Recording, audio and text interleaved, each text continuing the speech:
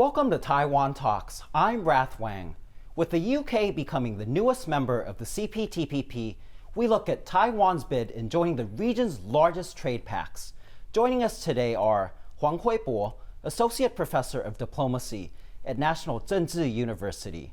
Professor Huang is also the Director of the Center for Global and Regional Risk Assessment, and Lev Nachman, Assistant Professor in the College of Social Sciences, also at National Chengchi University. Lev is also non-resident fellow at the Atlantic Council's Global China Hub and the National Bureau of Asian Research. A warm welcome to the show today. Starting out as a TPP, the Comprehensive and Progressive Agreement for Trans-Pacific Partnership first started with President Obama's pivot to Asia in 2015 as part of a larger effort to counter Chinese economic dominance in the region. It was renamed CPTPP after the U.S. pulled out with Donald Trump's win. 12 countries are currently members. As one of the largest regional trade pacts, CPTPP covers over 570 million consumers and over 15% of global GDP. Professor, Taiwan applied in 2021. Do you think it will get in? I think Taiwan still has a chance, but the chance is not big, first. And second, I think the chance hinges largely on a lot of external factors and also some internal factors associated with Taiwan.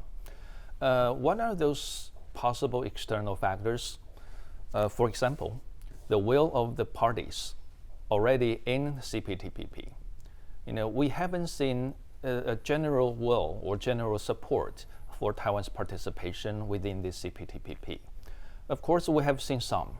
Some countries' officials said they welcome Taiwan's bid, but we have no clue that whether or not this support can be extended to all signing parties.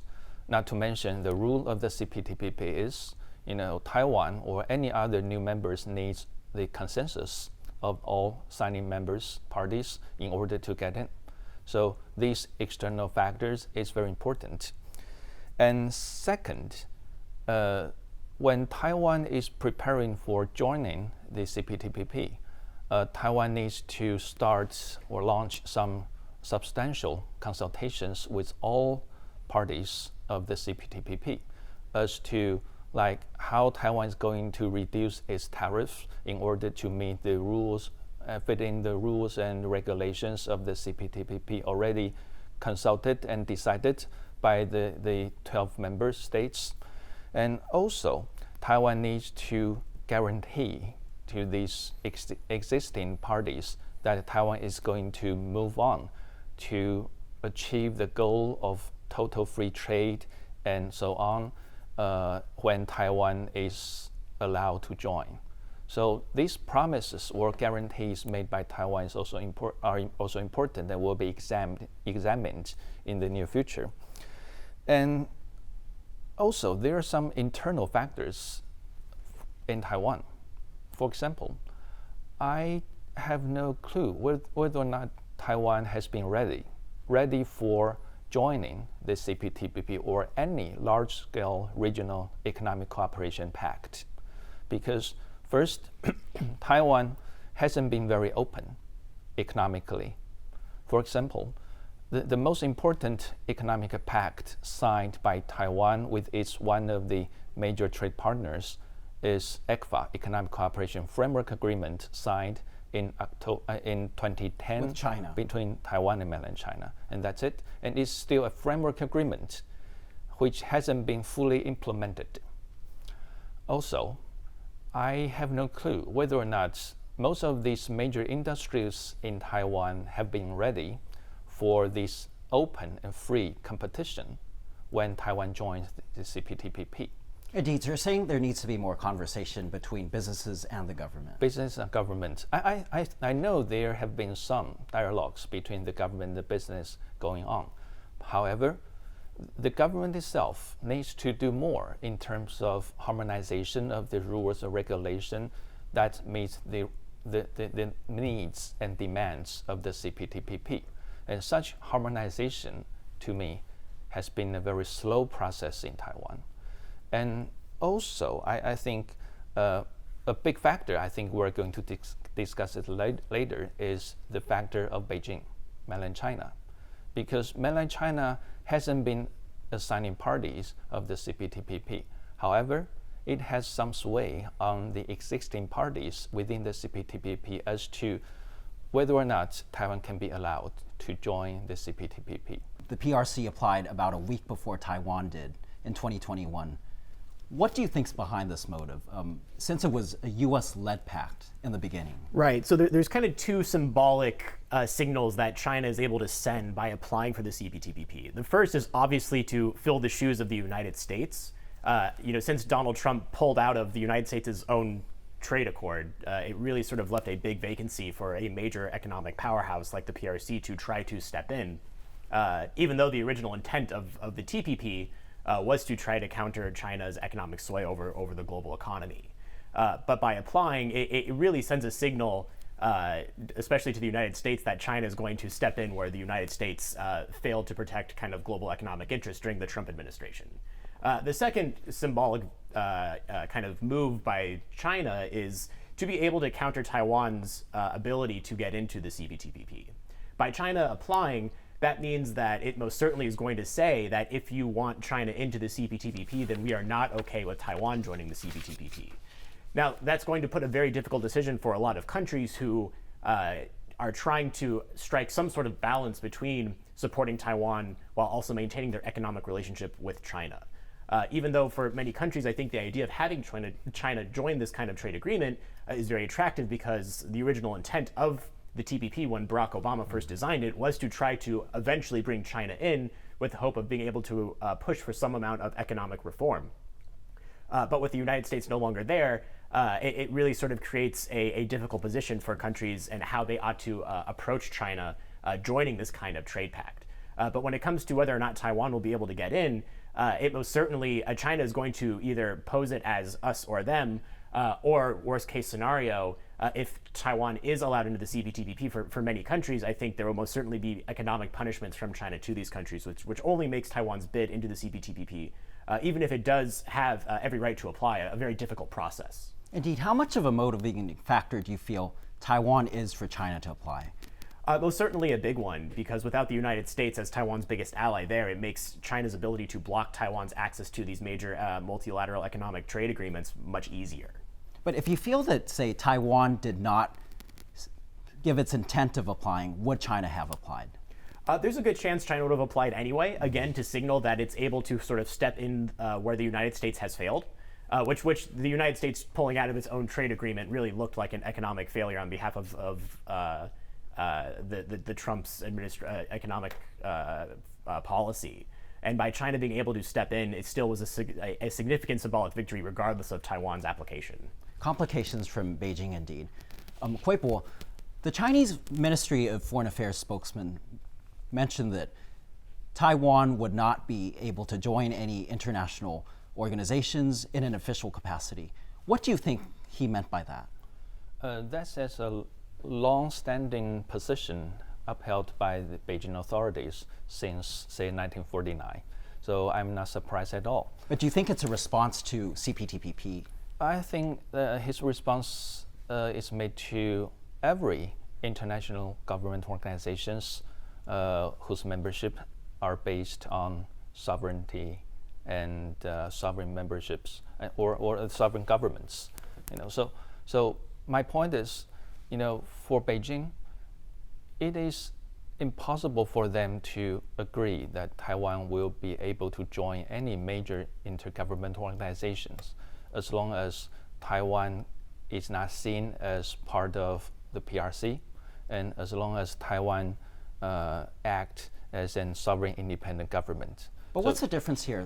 Taiwan joined the WTO under, of course, not the name Taiwan or the Republic of China. Yeah, a lot of people talk about that, and people used to compare that with what we're talking about today. However, Taiwan's negotiation or consultations with the existing WTO member states, I would say concluded in the late 1999. Okay, and that time, you can imagine how quote-unquote weak mainland China was in terms of its economic and military powers. And so that time, fostered by U.S. and its major allies, and not strongly opposed by the Beijing authorities, with some tacit understanding about Taiwan's participation, then Taiwan concluded its substantial consultations with WTO member states, and Taiwan waited until the Beijing authorities also conclude its own substantial negotiation consultations with WTO members, and then the two sides of the Taiwan Strait submit their final proposal or their final submission, to the WTO Secretariat for the final approval of the WTO ministerial conferences. And then in 2001, both sides were agreed to join the WTOs. But that was a long old story. You cannot compare that long old story to what it is nowadays, because we are facing an enormous influence imposed by the Beijing authorities on whatever Taiwan would like to join. Lev, do you think things have changed substantially since the WTO in 2001?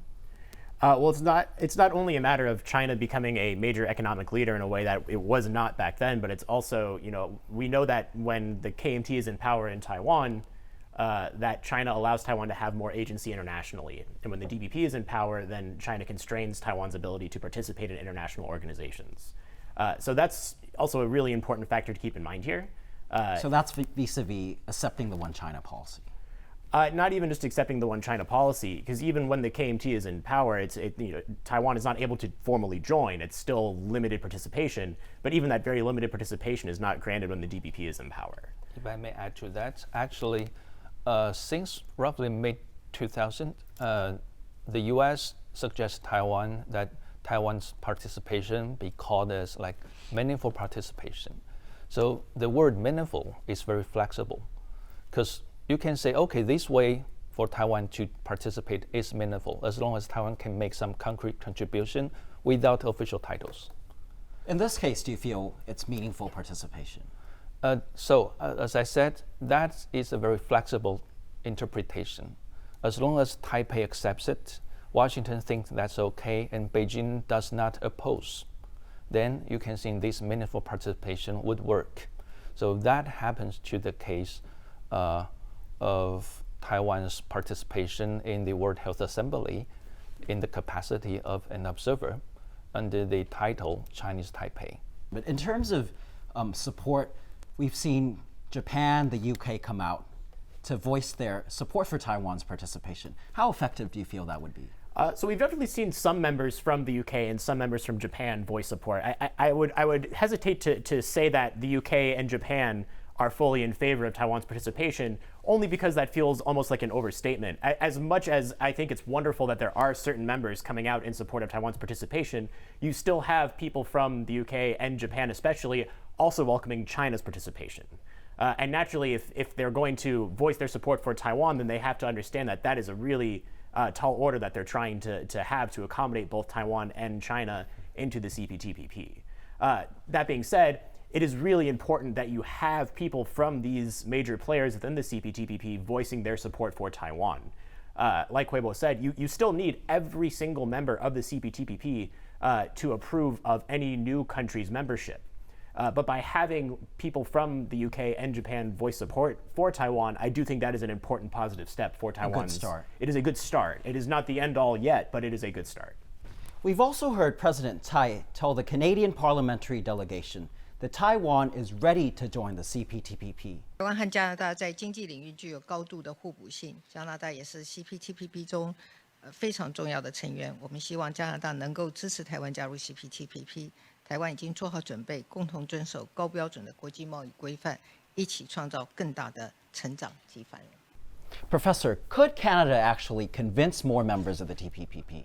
I'm not sure whether or not the Canadian government would like to help Taiwan persuade others, but Canada itself has shown some support for Taiwan's participation in the CPTPP, which I think is good, because as Lev just said, every member counts, and at least we need to gather more moral support from this international community so that Taiwan can have greater momentum to move on. But still, the biggest hurdle for Taiwan is the opposition of the Beijing authorities. So, of course, I hope that Canada, US, Japan, and UK, and all others can stand up together to speak to the Beijing authorities that, hey, let Taiwan in, because that would benefit us more. I hope so. But whether or not this government would like to do that, then we have to wait and see. Remains to be seen. Yeah. There's also an interesting development, Lev, with Antony Blinken, the U.S. Secretary of State, in Vietnam. He seems to be wanting to pull Vietnam closer to the U.S. given its disputes with China. Do you feel Vietnam could be key in terms of Taiwan's membership? It is certainly an important player, just like every other member. But Vietnam currently is really trying to balance its position vis-a-vis China and the United States. We certainly see improved relations between Vietnam and the United States, especially as of recent with Blinken's visit to Vietnam. But Vietnam is not fully signing on to the United States bandwagon quite yet. Vietnam is in a position where it really just wants to look out for its own key economic interests, as all these states do. And currently it's trying to find a balance between China and the United States. So even though it most certainly is going to be an important voice in whether or not Taiwan would be able to join, it's going to be one of many voices that we still need to consider. Let's hear from Gary Ting, KYMCO Capital General Manager and Managing Partner. Ting is a financial expert who worked in the US, UK, Taiwan, and China. He was also previously HSBC's Asset Management Vice Chair. Gary, the UK was accepted as the 12th member of the CPTPP. What does this mean for global economic development and the future of CPTPP? It means a lot, that including what the standard about the next accepted applicant. So everybody knows, actually, CPTPP is not just general FDA. It not just including the trade tariffs. It is also including the cross-border investment and also including the e-commerce and IP protection, and also state-owned company and the labor law. So everyone look at CPTPP is kind of a comprehensive and broader agreement around the members. So when the UK is accepted, so everybody will think maybe there will be higher standard for the CPTPP to move on. And also, everybody knows CPTPP is not just the Indo-Pacific region, because we have a Pacific Mexico from the Americas. So when the UK get accepted, that means Europe also have a member, UK get CPTPP. In terms of the global complications, we've seen both Taiwan and China apply. What are the likelihood of both being accepted? There are 4 scenarios maybe happened in maybe coming years. The first is both Taiwan and China are accepted by the CPTPP. And the second scenario is China is accepted, but Taiwan not. Or Taiwan is accepted, China not. Or neither Taiwan and China is rejected by the CPTPP. But I think right now, if you ask me my thinking, the evidence shows right now there are two kinds of possibility is very low. First of all, is both Taiwan and China are accepted. It's not easy because it's a very complicated issues. And luckily, China is accepted and Taiwan is not. I don't think that will happen, because if you let China get accepted but Taiwan not, that will hurt CPTPP's credibility. And also, I believe UK get accepted is make the higher standard, especially for China. The state-owned company and the labor law is not being accepted by most of the members in the CPTPP. So right now, I think the most possible outcome should be maybe neither China and Taiwan is accepted by CPTPP. And of course, Taiwan get accepted, but China is not. Is also not easy. Why? Because I believe ASEAN region will not allow this situation to happen, because everybody knows the economic relationship between China and the ASEAN region is very close. If Taiwan is not accepted, what do you feel Taiwan needs to do? Everybody should agree and admit the globalization is gone. So right now, every country has a different agenda to deal with the global situation. Taiwan also need to change the mindset to deal with. First of all, I would suggest the business should talk with the Taiwanese government to work together or align, totally align, to know what we should do in the next 10 years. And also, we really need to learn how to speak out to the global to make everyone understand more about Taiwan. Actually, Taiwan has a very good name card because from the semiconductor and also our people.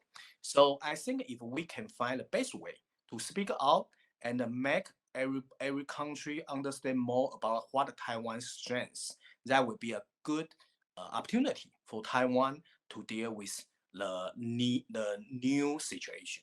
It's great how you mentioned Taiwan telling this message to the whole world. How do you feel that can be achieved? Because of the semiconductor in 2021, right now, every country know that the Taiwan can create the best chip by TSMC. So this is a very good opportunity for us to tell everybody we want to help you, not just focus on the manufacturing side. And because in the next 5 years, I believe globalization is gone. So every country or every region will try to develop their own agenda. So we need to have a different strategy to make friends with each regions. That's the first point. Second point, I believe every business in Taiwan not so familiar with the capitalization. Actually, I don't think English is the global language in the next 5 years. Maybe capitalization is the global language for every country. So right now, Taiwan's business should learn how to take advantage of a capital market to make some kind of link with every region. So if Taiwan can build up the best strategy, the best solution provided with capital, I believe every country will welcome Taiwanese and Taiwanese business to help them upgrade their industry. Going back to the UK, Prime Minister Rishi Sunak hailed CPTPP as one of the most significant trade deals of all time. CPTPP is a trade agreement between 11 dynamic countries like Australia, Canada, Japan, Malaysia and Mexico. It will help us unlock the benefits of Brexit for people across the UK. And it will give us access to tariff-free trade with some of the world's fastest growing economies. Kwei-bo, if Taiwan joins, will it have the same effect as what Rishi Sunak mentioned with the UK in revitalizing the economy? I personally think that Taiwan's joining the CPTPP will help Taiwan a little bit because quite a few CPTPP parties are major trade partners of Taiwan. But the key point is that, as I said at the beginning, whether or not Taiwan has been ready. Okay, and when Taiwan is to join the CPTPP, some industries of Taiwan will benefit, but others will be hurt. So what about those industries being hurt in Taiwan? Can the government of Taiwan give more subsidies to these hurt industries so that or to help these industries get transformed or actually cease to function? All this, I haven't heard any concrete steps undertaken by the Taiwan government. Which industries do you feel that would actually be hurt the most? Those very basic, like clothing, or like food, basically food and things like that, or plastic. I think those are the industries easily to get hurt. And so my point is, Taiwan's participation could benefit Taiwan. But before that, Taiwan needs to know, okay, it's not 100% benefit, but also some part of Taiwan's economy will be damaged by Taiwan's participation. So we need to weigh these gains and losses so that Taiwan can come up with some complete plan for joining the CPTPP. And also, Taiwan needs to be prepared for the RCEP, Regional Economic Cooperation Partnership, because RCEP now, there's mainland China, which is the largest trading partner of Taiwan. So when Taiwan is preparing for its bid for the CPTPP, but I don't think Taiwan should abandon the idea of joining the RCEP. But either case, Taiwan will face the sovereign disputes with mainland China and the obvious opposition of mainland China. So Taiwan needs to use its wisdom to deal with mainland China. Lev, do you believe that Taiwan can join both RSF and also CPTPP? I think it's good for it to. Multilateral trade agreements are good for Taiwan. I think there most certainly will be costs, but the pros outweigh the cons, especially in today's geopolitical world. The more that other countries become invested in Taiwan, the safer Taiwan will become. It creates more deterrence against any sort of blatant act or any sort of geopolitical instability within the Asia Pacific. That being said, it is still important that Taiwan maintains good relations with China. It's still Taiwan's one of Taiwan's biggest trading partners. And it should not, by any means, lessen those trade relations. And that does not seem to be the intention behind the current Taiwanese government. It's more about diversifying Taiwan's trade partners. But these aren't even the only two trade deals that Taiwan is currently invested in. We know that there's ongoing talks with the United States and Taiwan about trying to finally reach some sort of trade agreement between the U.S. and Taiwan, which in and of itself will create a whole other set of challenges for Taiwan to be able to adjust domestically for what those trade deals could possibly entail. So, Taiwan is trying to balance all of these different trade deals at once, and they are all beneficial to Taiwan, but it is a very difficult undertaking. It's great you mentioned the U.S. Kwei-bo, do you believe that the U.S. could actually come back to the CPTPP? So far, I see very slim chance for the U.S. First, because President Biden has said that he is not going to consider joining any free trade pact if U.S. economy isn't coming back. I don't know whether or not, by his definition, the U.S. economy has come back. I don't know. But there's also IPEF, which IPEF. Biden actually. Right, but it's not a real economic pact. It's sort of like economic regime or arrangements for U.S. to facilitate its economic trade initiatives in the Indo-Pacific region. And also another factor I have to bring it up is now in the U.S. Congress, there's no fast-track authorization to give the U.S. administration to negotiate on any free trade pacts. So the U.S. executive branch is going to have a hard time to facilitate its negotiation without this fast-track authorized by the U.S. Congress. And that's because of the divided Congress. And also probably because of the opposition of the U.S. Congress, or major opposition of the U.S. Congress against any economic cooperation signed with the U.S. So not only in the Indo-Pacific, but also U.S.-European Union economic cooperation agreement also is halted. So I think it's not that possible for the time being for the U.S. to reconsider joining the CPTPP. If I can jump in as well, I think there's an important domestic context within the United States today, which is that both the Republican Party and the Democratic Party are not particularly inclined to push for any sort of free trade agreement. The Republican Party, ever since Donald Trump, has essentially come out against any sort of free trade agreement. And it's also very difficult to sell Democrats on the idea of free trade. So what the Indo-Pacific Economic Framework does is it's a framework, and that language is very particular and carefully chosen in order to ensure that it is not kind of a large-scale multinational free trade agreement of any kind, but rather a set of policy goals and intentions as a way for Biden to sort of step back from the TPP in the United States has essentially become dead on arrival, or not dead on arrival, it's now just sort of dead. And Biden has signaled that he has no intention of really returning to it, even though it was something that his Democratic predecessor, former President Obama, originally designed. Right, so the boat has already passed him. If we talk about the U.S., a key ally here in the Indo-Pacific is Australia. We've seen mixed messages on Taiwan, and there have been voices that it might support China. Who do you think Australia will eventually support?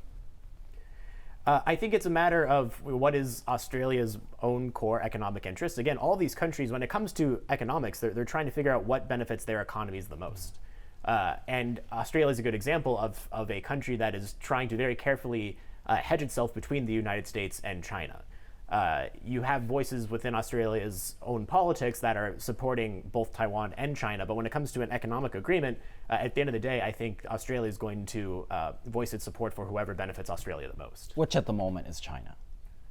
I think you have certain parties within Australia that will voice both sides of whether or not more cooperation is better for Australia overall. But I think that's most certainly a major part of Australian domestic politics at the moment. Kwei-bo, we've seen a warming up of relations, or a slight warm up with the new administration in Australia with Albanese.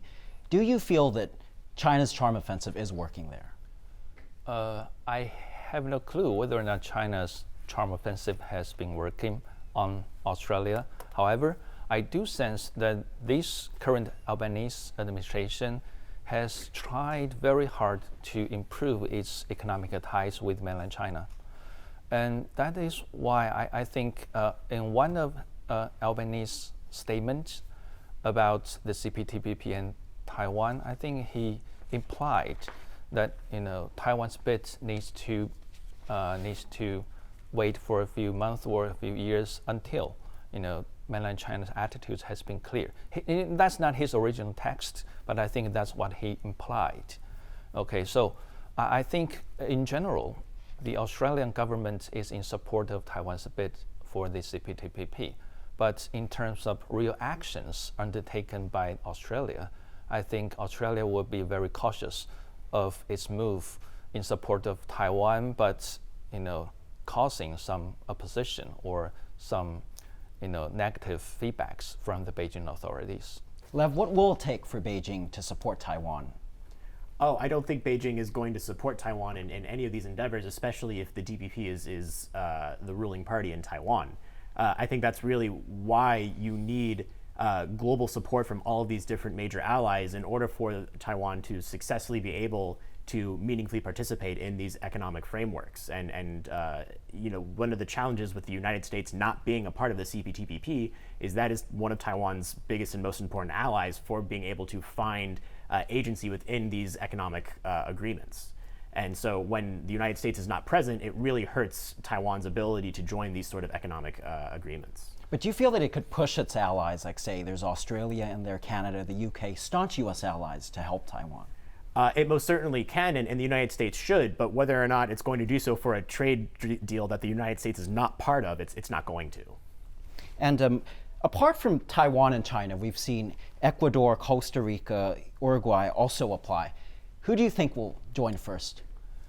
It's difficult to say because I think these countries are not in full preparation for their participation in the CPTPP. But I think since these countries, unlike Taiwan, have had have no political problems with mainland China, and I think they have had some experience in forming some regional economic bloc. So my hunch is these three countries, if they are willing to, will be easier to get in the CPTPP than Taiwan is going to, because as we just discussed, Taiwan is facing not economic obstacles, but majorly the political obstacle in face of a rising mainland China. Lev, do you feel that if the KMT, in the event that it does come back to power, will Taiwan stand a chance? I think that it's going to be still a very big challenge because that's going to require the entire approach for how Taiwan's economic relationships are going to change. I think the direction in which the U.S.-Taiwan relationship will have its own changes, and the direction between Taiwan and China's relationship will change. So if the KMT wins in 2024, I think that's going to change the entire calculus for a lot of these countries and a lot of these trade deals. And the KMT is going to have a problem if KMT wins in 2024. That is Taiwan's status in its membership or potential membership in either CPTPP or the RCEP. Because in terms of RCEP, Hong Kong has been negotiating with RCEP members in order for Hong Kong to get in. But the status Hong Kong is not a sovereign state. It is part of the PRC, Special Administrative Region. So if Hong Kong has finalized its negotiation with RCEP member states, and that is the model for Taiwan to join both RCEP and the CPTPP, then whether or not the KMT government, if there is one, is going to accept this model, I don't think any KMT government would accept any Hong Kong model that is applied to Taiwan international participation. But then what else can Beijing authorities give to Taiwan if Taiwan really wants to participate meaningfully and internationally? What kind of creative solutions do you feel could come out of this, say, if both China and Taiwan will not be part of the CPTPP? I mean, the best thing that Taiwan can and should do regardless is to continue to try to create economic relationships with other countries beyond just the United States. I think the fact that Taiwan and the US are reaching new levels of economic dialogue is good, and those should continue. But what these trade deals with multiple countries really sort of offer Taiwan is the ability to insert Taiwan into economies that it was not previously majorly part of. And even if the CPTPP does not work out in Taiwan's favor, the intention behind the CPTPP is one that Taiwan should still pursue, which is to try to create more meaningful economic relationships with more countries around the world. Economic relationships, indeed. I spoke earlier to Jason Su, Senior Research Fellow at the Harvard Kennedy School Ash Center for Democratic Governance and Innovation. Su was also a former legislator from the main opposition, KMT, and co-founder of TED Taipei. Jason, what industries would benefit most from Taiwan's membership in the CPTPP? I think it's very important that Taiwan is integrated into the regional economic framework. So being able to get into the CPTPP is paramount to the economic resiliency of Taiwan. And the industries that will benefit most are mostly agricultural products, and that already quite dependent on the imports to China. And so if we were able to get into CPTPP, which means that we were able to trade without too much barrier within the member countries, and I think it would be really good. And secondly, computer electronics and automobile industry, we trade a lot of auto parts to right now to China, but I think once we get into CPTPP, this would help countries that are decoupling from China, and for Taiwanese manufacturers that are trying to diversify away from China to help set up shop in Southeast Asia or other countries. You talked about diversifying away from China. Chips is a key export of Taiwan. Do you feel Taiwan's membership would actually strengthen Taiwan's chip industry? Still remain to be seen because Taiwan is still quite integrated with the downstream packaging and manufacturing of the chips in China. And today, China also imports a lot of chips. It's actually the biggest net importer of chips and its components. And with CPTPP, I guess the countries that are in need of chips will probably be likely to buy chips from Taiwan, but those are probably only limited to the so-called mature chips. And those mature chips are already being produced in China on a massive quantity and scale as well. But other CPTPP member countries might be able to help attract more Taiwanese companies to set up mature nodes in their own countries. As far as the advanced nodes that are mostly produced by TSMC, is still very much contingent on US's project, especially the project in Arizona. They also have a strategic expansion in Japan and maybe another plant in Europe, in Germany. So it probably won't have a lot of impact on high advanced nodes, but as far as the other parts in assembly and low-end manufacturing, I think it would have good benefit. What impact would CPTPP have on Taiwan's overall economy, especially in terms of GDP? Taiwanese economy is independent with mainland Chinese economy, especially in terms of trade. China is still a very large trade surplus partner to Taiwan. So being able to be joining CPTPP would help increase Taiwan's trade resilience and also make Taiwan less dependent on the Chinese market, which could probably reduce the chance of coercion by CPP hostilities, as well as the trade coercions. And I think in overall, it will make Taiwan's trade more diversified and more resilient.